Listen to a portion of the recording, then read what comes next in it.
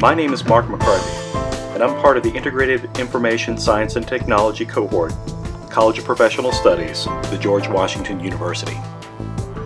My mission is to join SAN's philanthropic initiative to help individuals discover and develop skills and careers in cybersecurity with Project Cyber Pathway, building a foundation in defensive cybersecurity.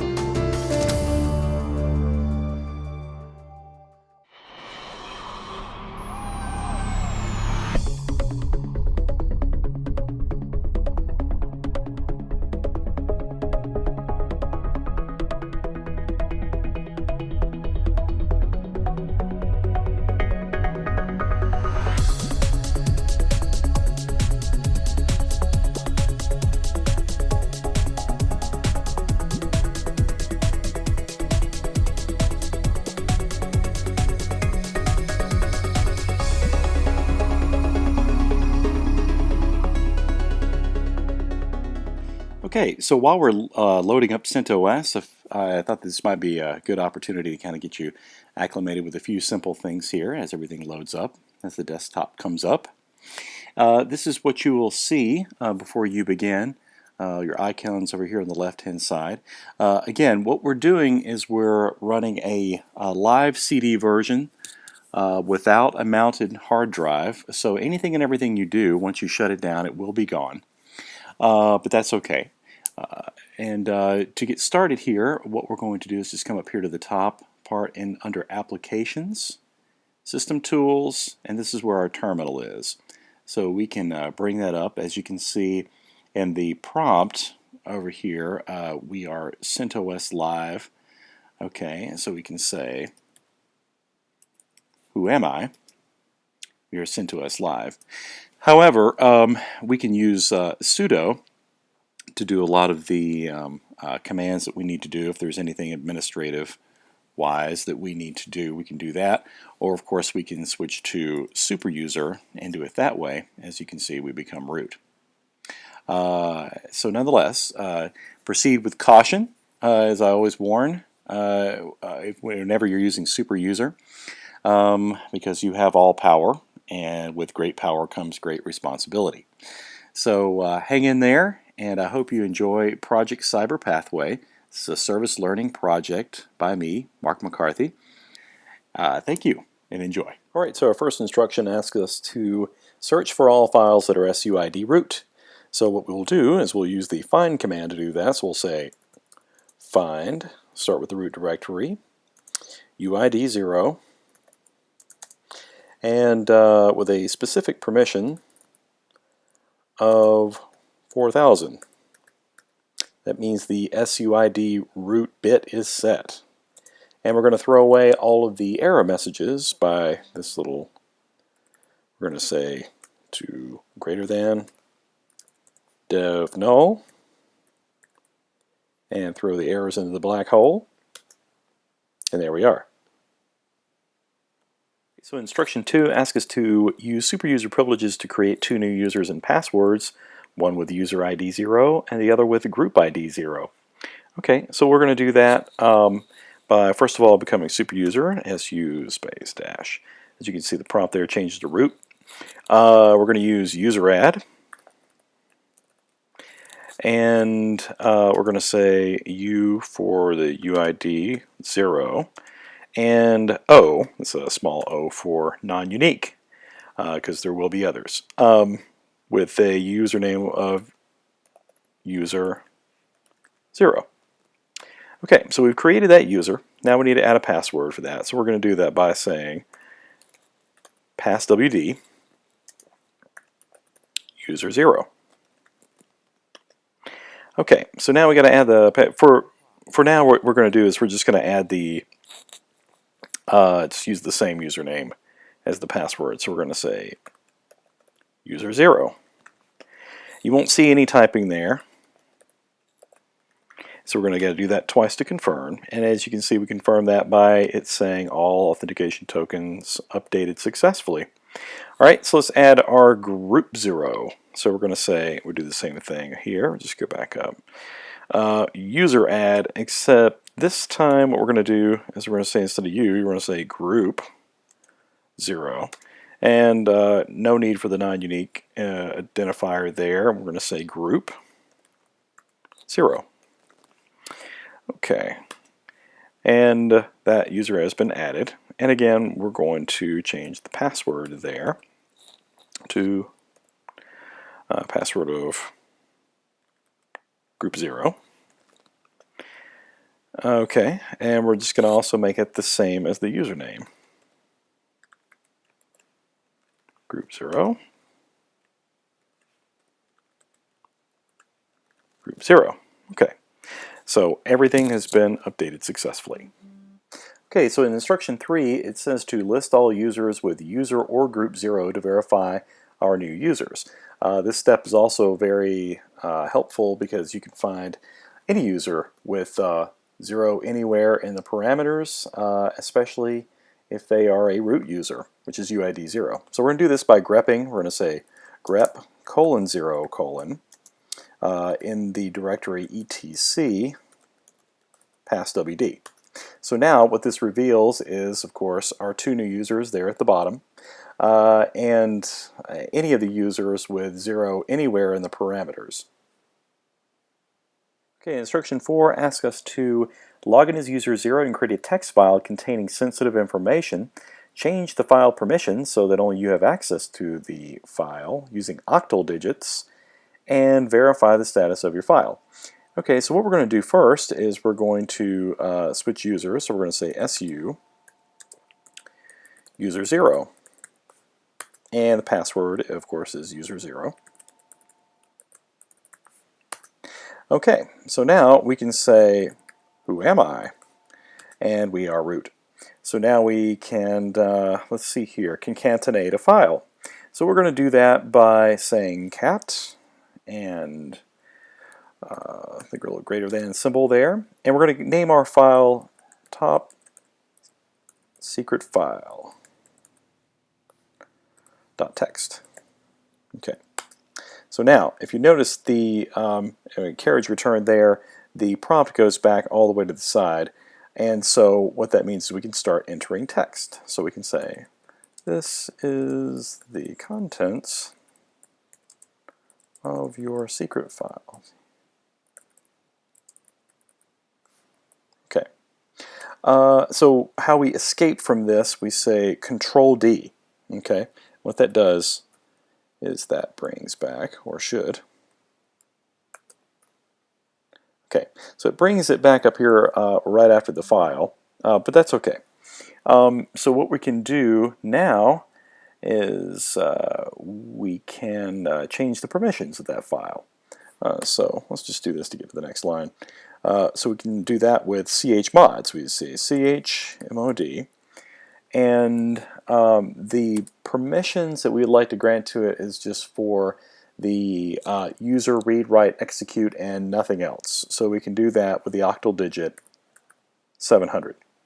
For more on octal digits, you can just look up chmod man page or see how those work and how they add up. We're doing this, of course, to the top secret file. So we'll say top secret file .text.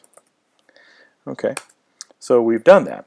Now we need to verify what we have changed to our top secret file, and we can do that by using the stat command, TAT, for top secret file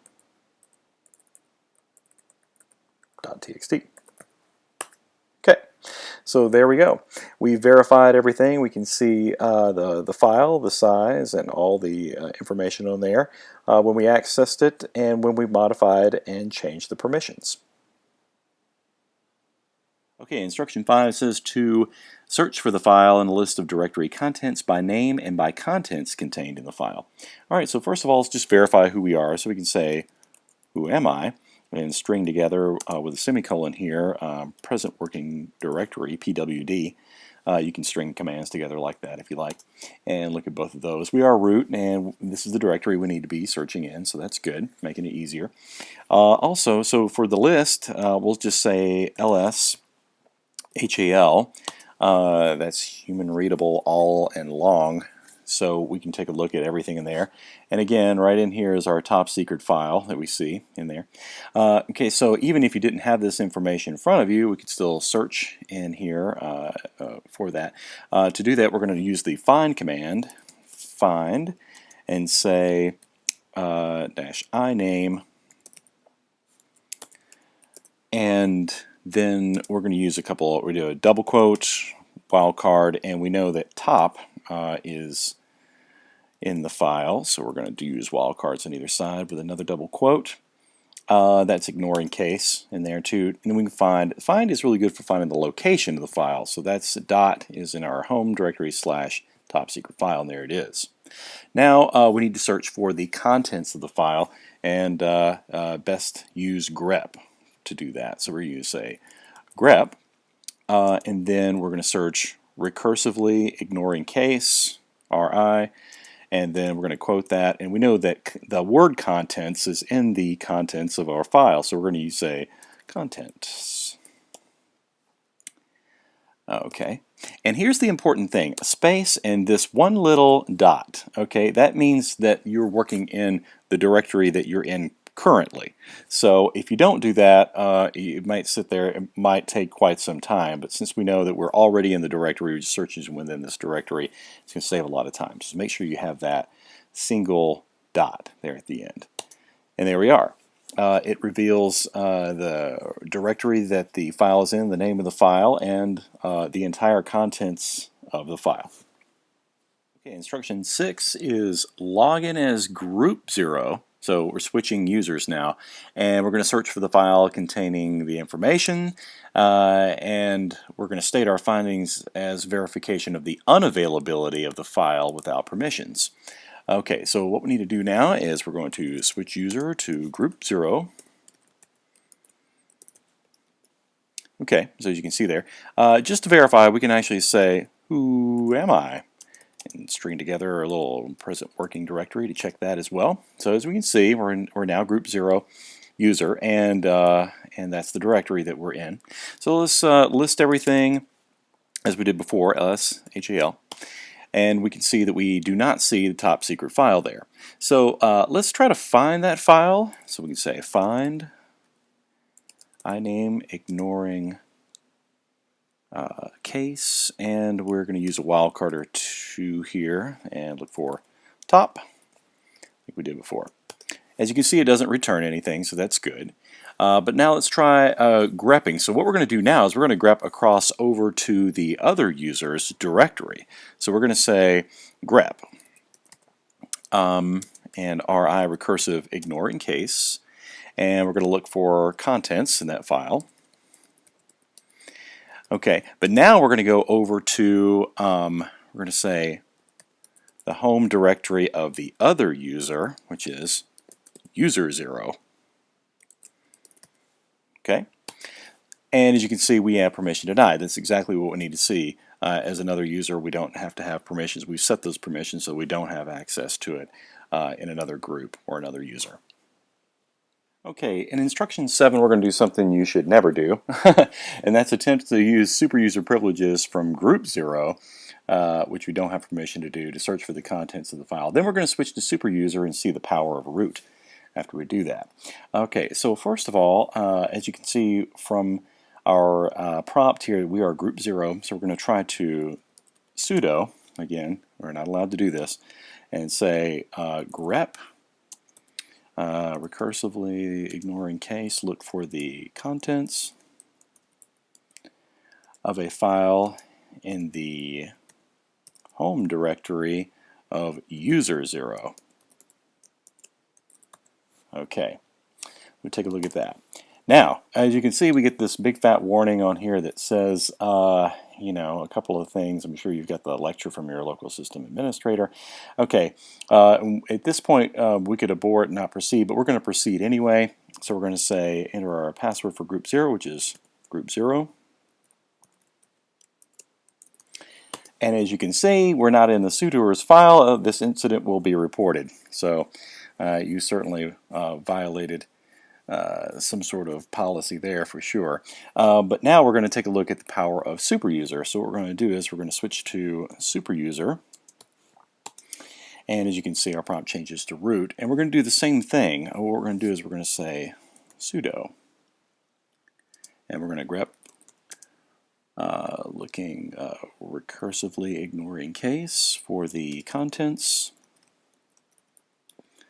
of that file in the home directory of user 0. Okay, and as you can see, that's the power of root, being a super user there. We can see the contents of the other user's file in that directory, and again, the contents of that file revealing everything. Finally, in instruction 8, what we're going to do is clean everything up. As super user, we're going to delete both of the users and all the files associated with those accounts and confirm they don't exist. So what we're going to do first is we're going to use the command userdel to delete, and with the option RF.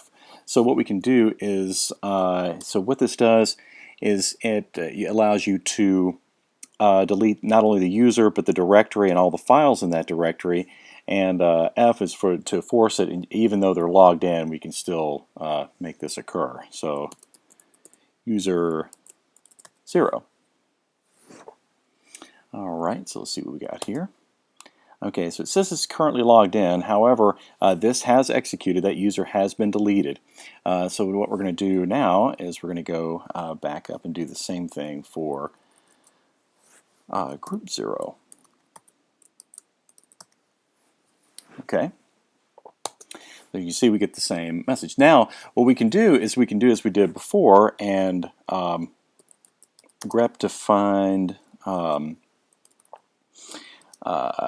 in the profile of those users 0 anywhere within that, as we did before in the etc in this directory, which has all of the information for all of the users. And as you can see, per our output there too, those users have been deleted. But now let's just confirm that we can't find the contents of the top secret file that we created before. So what we're going to do is, we probably don't need to do sudo, but let's just go ahead and, as we did before, say sudo grep and RI, recursively ignoring case, search for the contents.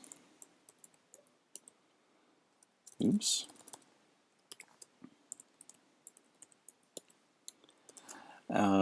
In the home directory of user 0.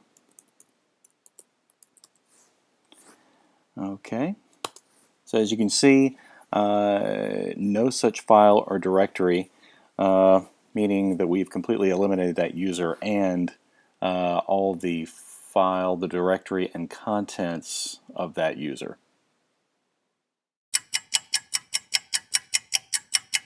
Okay, welcome to Area 2, Step 1. What we're going to do first is we're going to install a system configuration tool, and we're going to use that to monitor some changes we're going to make in the SSHD service in the run level 5. So what we're going to do first is we're just going to install a package. I've already entered some of this text ahead of time to save a little time because a few of these commands are a little lengthy. So what we're going to do is we're going to say sudo yum, or use the yum package installer. Why answer yes to all questions if we're asked anything. Install system configuration services. So we're going to do that now. And as you can see, it starts to load everything up. Take just a moment, and everything's complete. Okay, so what we can do now is we can actually come up here to System, up here on the top, and click that, come into Administration, and now we have this Services here in our drop-down. So we're going to start that up. As you can see, it's populating here in the bottom. Then what we're going to do is we're going to scroll down to SSHD, which is right here. We're going to highlight that, and now over here on the right-hand side, you can see that the service is disabled and the service is stopped. Okay, so now there's a difference between disabled and enabled and stopped and started. The difference here is disabled or enabled means it has the ability to run at a run level. Whether it is actually running or not is whether it is stopped or started. So right now we're disabled and stopped. But what we're going to do, so we're going to come back up here, and of course, you can kind of monitor what we're doing, the results of what's happening down here now in the service configuration tool. So we're going to come back up here to our command line, and again, I've already entered this. So what we're going to do is we're going to move this from, okay, so what we're doing now is we're literally saying sudo, we're going to move this file, this service, from the kill. As you can see right here, there's a K, sorry, uppercase K, and by moving that file from kill, which means it will not start it upon boot, over here to an S, that means that it will start it. So as you can see, so we've entered this command before. It's rather lengthy, so take a look at this or the documentation in order to get this command. Maybe I'm giving you enough time to enter it. Once we enter this command, you can see that now down here this change to this service is enabled in run level 5 because, as you can see, RC5. That's the run level configuration that we've made a change to. Let's see here. So we have been able to see that we've been able to make the change in that too.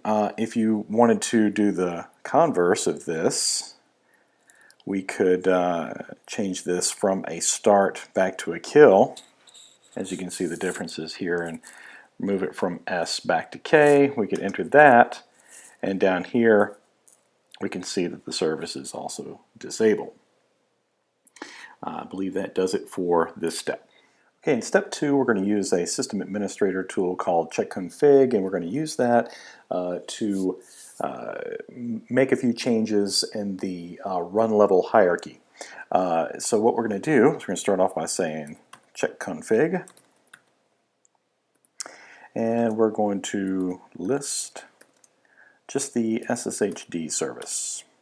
So as we can see across all of the run levels, none of them are enabled. So what we're going to do is we would like to, per the question, enable the SSHD service on run levels 3 and 5. So here's how we're going to do it. We're going to say sudo checkconfig,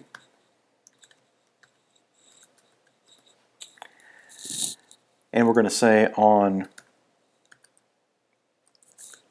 level 3 and 5, we'd like the SSHD service to be turned on. On meaning enabled on these. So we're going to do that. Okay, so now that's been completed, now let's go back and check that we've actually done that. Back to our checkconfig, list that service as well. So as you can see here on levels 3 and 5, we have enabled this service. Okay, in step 3, we need to disable the SSHD service on boot, and we're going to do that across all the run levels, and then we're going to get a list of all of the services running on all the run levels just to verify. So what we need to do here is say sudo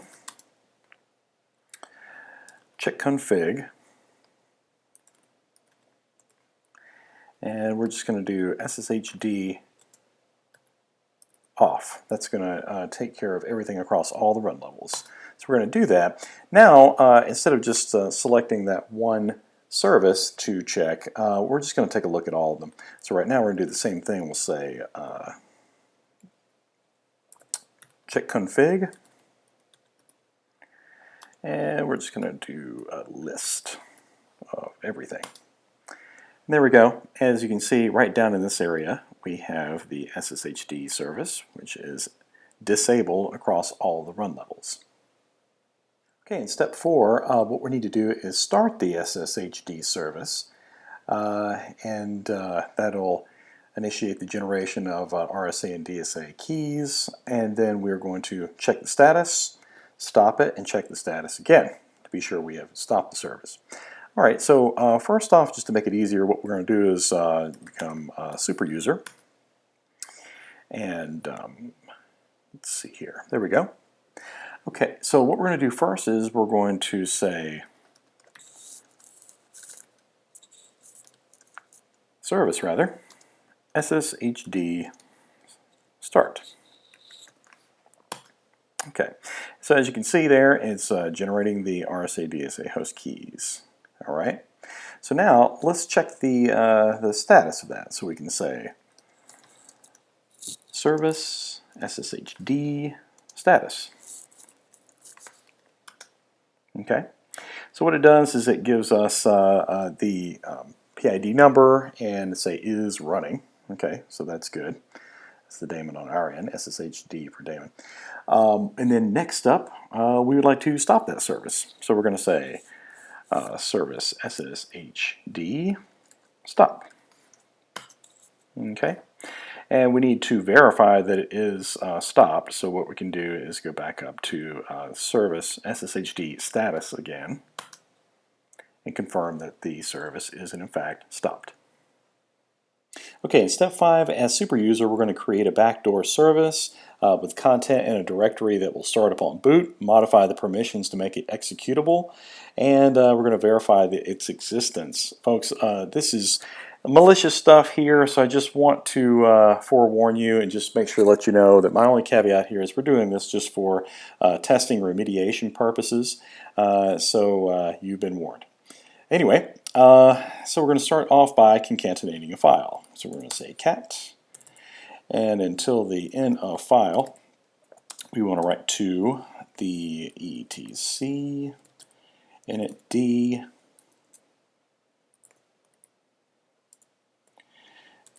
and we want to name this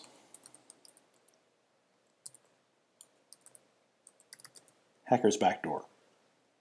Okay, so now as you can see, once we did that, our prompt changes, and we get a prompt here so we can start entering our script.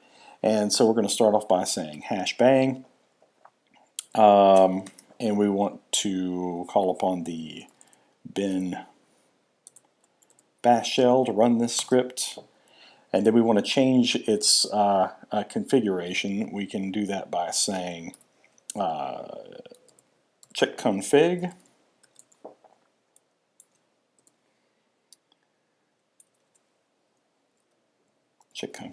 sorry. Okay, and then we want to say 2, 3, 4, 5, add a couple of other delimiters, 5, 5, 2, 5 in there. All right, now at this point, a hacker can put almost anything right here and execute it. However, we're just going to put an echo statement in here. And just so we can have something to print out and see, something like the acquisition of your system will not be televised. Okay, and that's the end of file, so we can just say EOF. That's written to that file. Okay, so now we need to change the permissions of that file to make it executable. So we're going to say chmod plus x to our file in etc init named hacker's backdoor.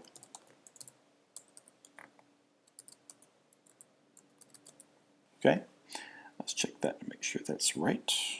Okay. Okay, so now we need to add that service, that backdoor service, to the check config, put it under its management. So we're going to do that by saying check config, and then we're going to add hacker's backdoor.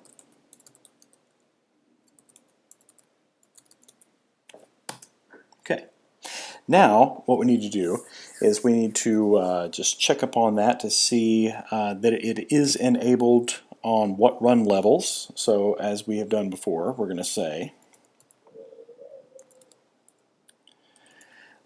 check config list, and we are just going to search for it by name, so we're just going to grep that and say grep hacker. We just look for that name in the list of services. And there it is, Hacker's Backdoor. And as you can see in here too, it is enabled to run on run levels 2, 3, 4, and 5. Okay, step 6, what it has to do is to start the executable backdoor and verify its existence by listing all system services. Okay, so all we have to do now, we're set up ready to go. So all we have to do is now is just say service Hacker's Backdoor start. And there we are. It has run, and of course, per our echo statement, we can see the message that we put in there. And we need to verify its existence by listing all the system services. So we can do that with check config, chk. And then we'll just run a list. Okay, it's quite lengthy, but we'll scroll back up here to the top, and as you can see right in here, we have Hacker's Backdoor in our list of services that's running on all the run levels that we had designated. Okay, in step 7 it says to stop the backdoor service, remove it from all run levels, and remove the script and verify the removal by listing the system services. So we're doing a little bit of remediation here. So what we're going to do is we're going to say service Hacker's Backdoor stop. Okay, so even though we do stop it, it still will list the contents of that if we had anything in there one last time, but it has been stopped. That's normal. Okay, and then what we're going to do next is we're going to use the check config tool to delete this service since we've been managing it with that service. So we can say del for delete Hacker's Backdoor. Okay, so now we've deleted it from that service, so from all the run levels. Now we need to delete the file itself and remove that file. So now what we need to do is we need to rm for remove, and we can say f, which will force removal if anything is still up and running in the directory etc init d Hacker's Backdoor, since we know where it is. Okay, so we're going to do that. Okay, so now we can let's do our check config list again.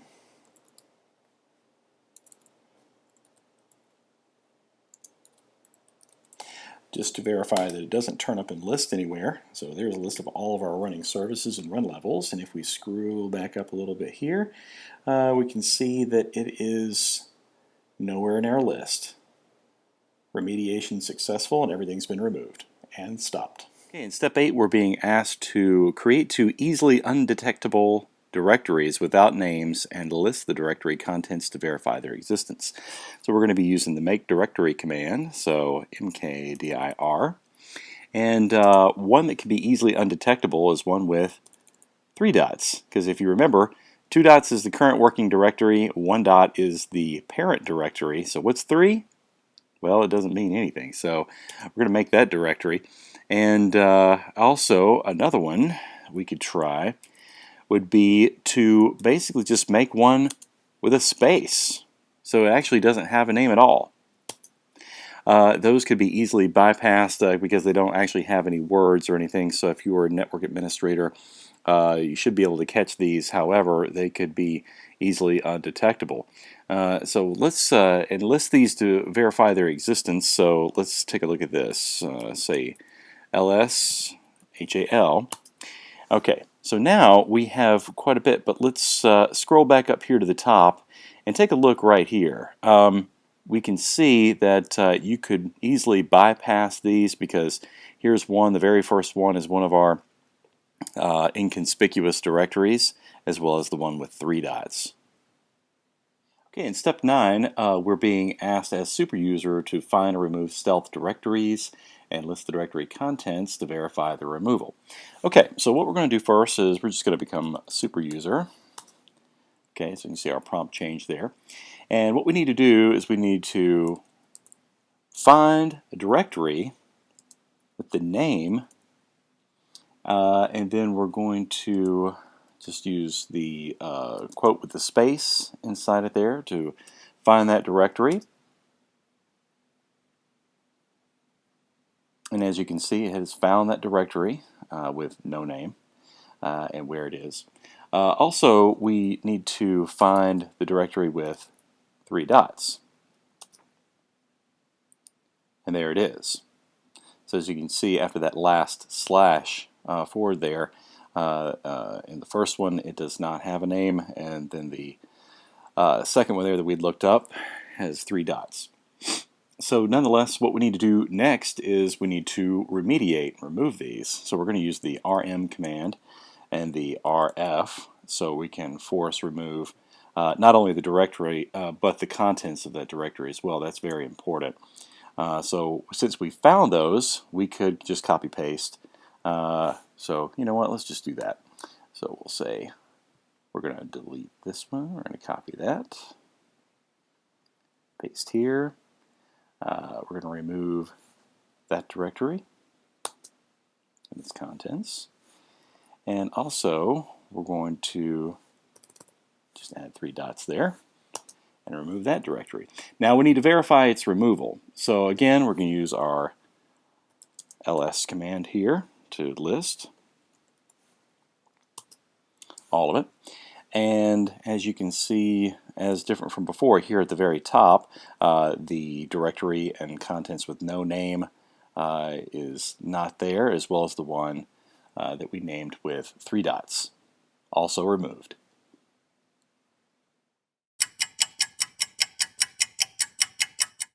Okay, welcome to Area 3 here. This is the first instruction. So number 1, search the repository for Nmap, install it, and verify the installation of the package.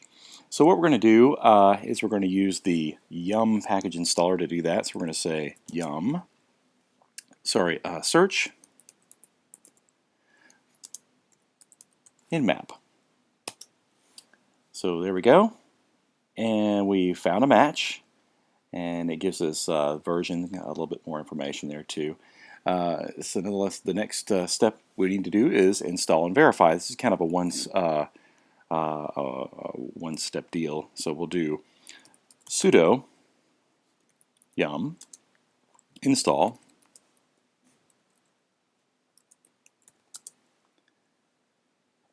Nmap. So here we go. As you can see, it downloaded everything, kind of gives you a little bit of the detailed information there too, including the architecture, version, and size and everything. Is this okay? Yes, it is okay. So as you can see now, it's going to download the packages. And this gets busy. Say yes. Installing, verifying, and everything is complete. So that's actually our verification of the installation of the package as well. Okay, instruction 2 says to use Nmap and netstat to verify host and port information on your machine. Okay, so these are useful tools we'll be able to use. So we're going to say Nmap st, so we're going to be looking for, sorry, it's lowercase, and then uppercase t to look for TCP connections, and then we're going to use a dash capital O for OS detection on our local host. So as you can see, it's starting Nmap, and there's our information that we needed. By default, it scans 1,000 ports, and all of those are closed for TCP connection.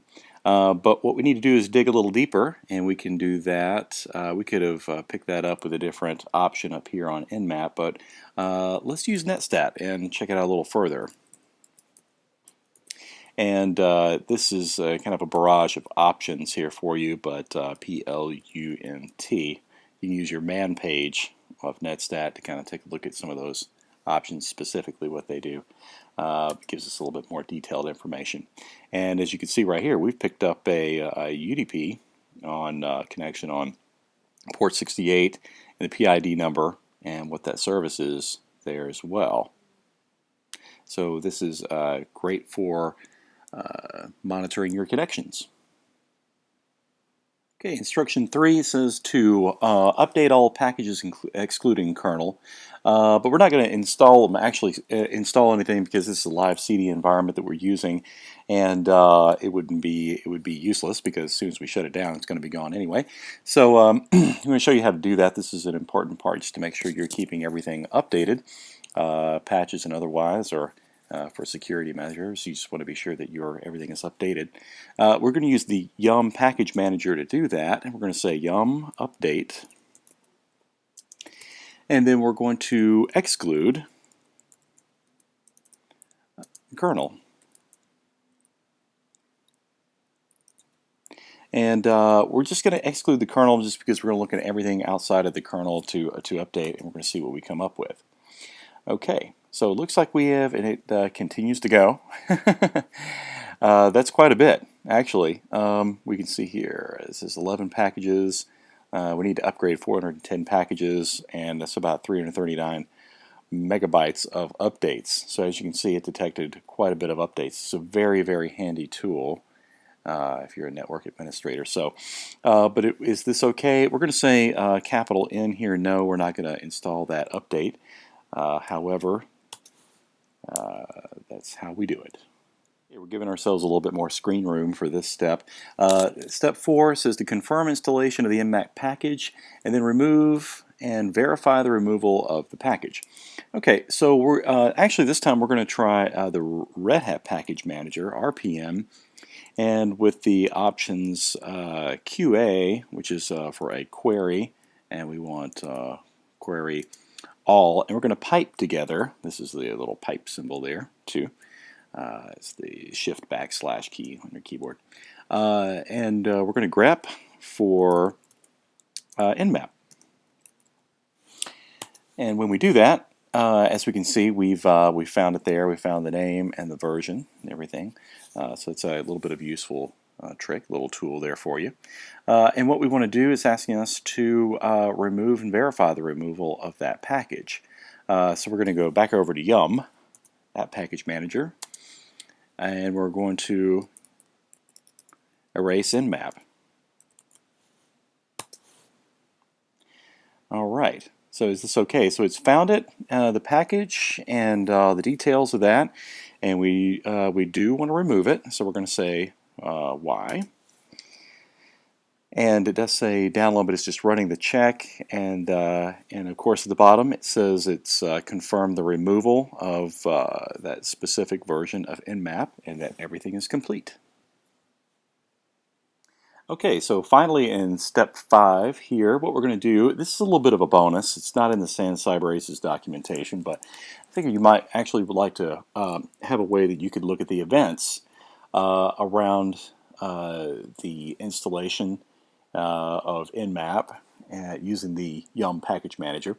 So we're going to look for those in the logs. And we're going to do that by using the cat command. We're going to say cat. We're going to look in the directory var log messages. And we're going to pipe together a search where we're going to use grep. And we're going to look for yum in those files. So we're being very specific here. And there we are.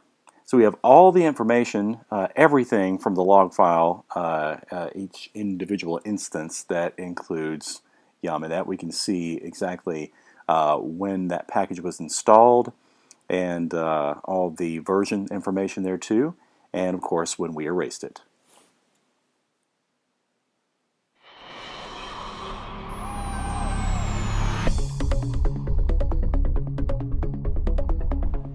It is an honor to do my part and make a contribution through a service learning project for the betterment of the cybersecurity community as a whole, for which I am grateful to play a small part, but grow as I hope others do in the field.